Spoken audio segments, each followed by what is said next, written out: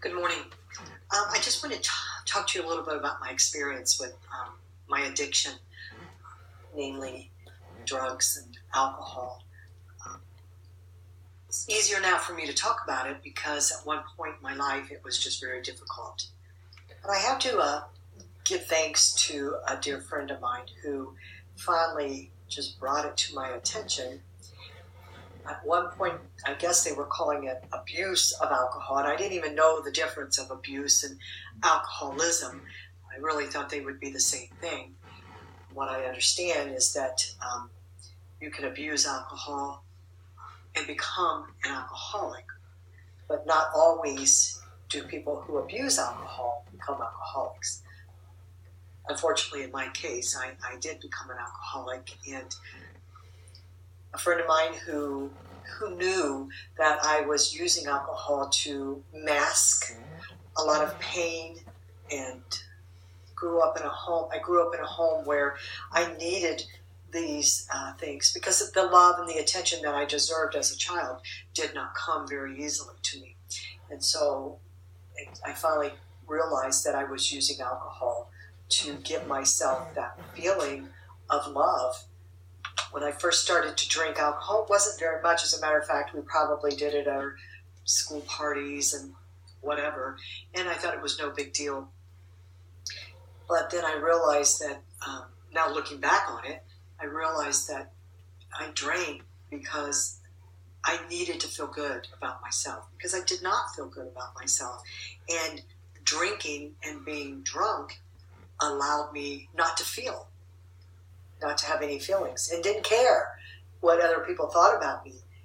So I would say I was probably about 16 or 17 at that time. It was kind of funny because I am kind of like a cat, if you will, that is really quiet and docile, very sweet, I was fine, but at some point, if you provoked me or said something to me that was injurious to me, like a cat, if somebody tried to pick it up, it would screech and scratch and whatever. I was kind of the same way.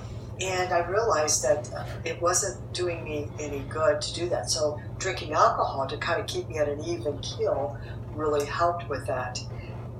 I have the same story about what I did while I was drunk. The things that I did was hard, because when you are no longer drunk, then you realize those things that I did while drinking definitely were not things that I thought were good. But can you pause for one moment, please?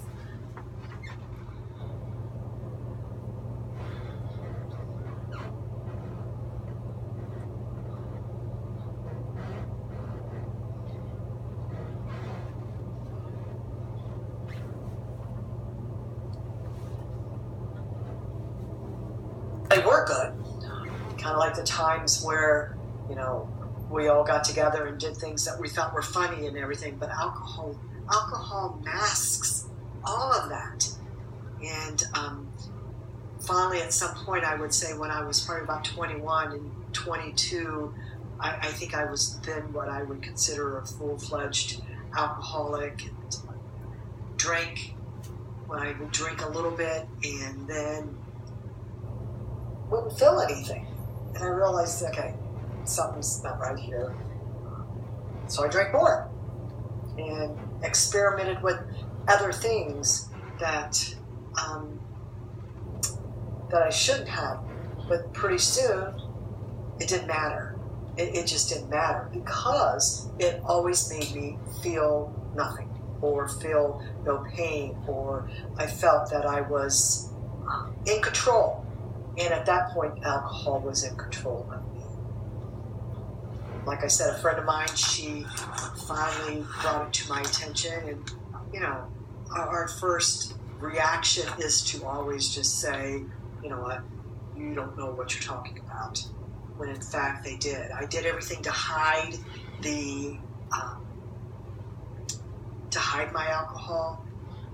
Because at first, I would be able to get up and go to work. There were times where I could function there have been times where I went 3 or 4 days and I thought this was miraculous. Like I could go 3 or 4 days without drinking any alcohol. So that cannot be considered somebody who is an alcoholic. My relationships were good. Well, I thought they were. My relationships I thought were good. I didn't have problems sleeping or anything. But what I also realized is many times after a hard day at work, I would come home and have a cocktail. And this would help me to make it through the night, relieve me, kind of calm me down. If I was anxious, I would, just have a little shot of whiskey. And that seemed to take the edge off of that feeling. But then it was getting to the point where I couldn't get up to go to work. I couldn't function the way that I knew I should have.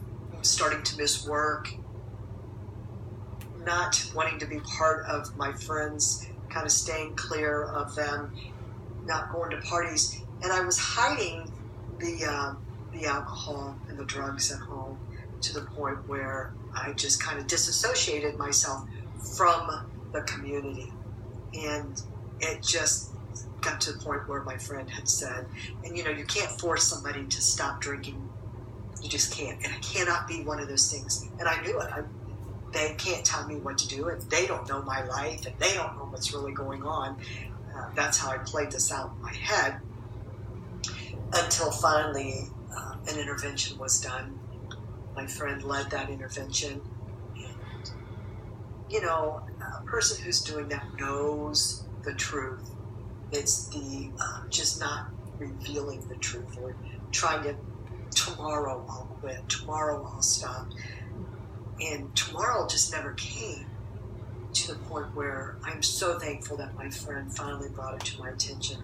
I had talked with my doctor, talked with my clergy, and they just had a hard, first of all, they hardly could believe that the person that I was had that problem. And it just did not, they couldn't help me. I could only help me. So finally I got into a program, started going to an AA meeting, had a sponsor, somebody who could sponsor me, went through a 12-step program, which I still working on, even though it's been 25 years since I've had any alcohol. Went through a program. My friend is still my friend. I lost a lot of friends because of all the things that happened while I was intoxicated or high. I lost a lot of friends. Didn't even realize that I was losing friends when it happened, but I did. And to this day, I sometimes there's those triggers, where you kind of think, I can just do one, but you can't. I can't, and I don't. And but sometimes it's hard to fight those feelings, and that's why I have a sponsor in my AA who I can call even after 20-some years. Something could happen that makes you think, oh my gosh, this is the end. I have to drink something. So if you are wondering if you have a friend who is abusing alcohol, could you actually back up for back to where you were talking about how you can call your friend?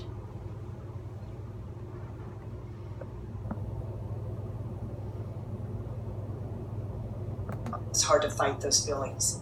And that's why I have a sponsor in my AA who I can call even after 20-some years. Something could happen that makes you think, oh my gosh, this is the end. I have to drink something.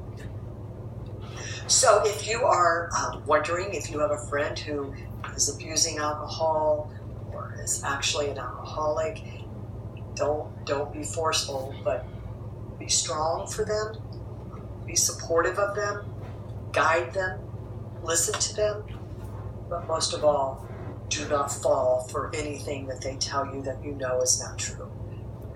They know it's not true, but that's their way of coping with society, is to try to just get rid of them and tell you things that you want to hear so that you'll just go away. And so to this day, like I said, it still could be a struggle, but I'm thankful. I'm married. I have a family. I have a great job. And I just pray that something like that will not rear its ugly head in my life again. Thanks for listening. So I want to do a disclaimer. That story is absolutely false. That is not who I am, and that's not what I have done. Pause for one moment.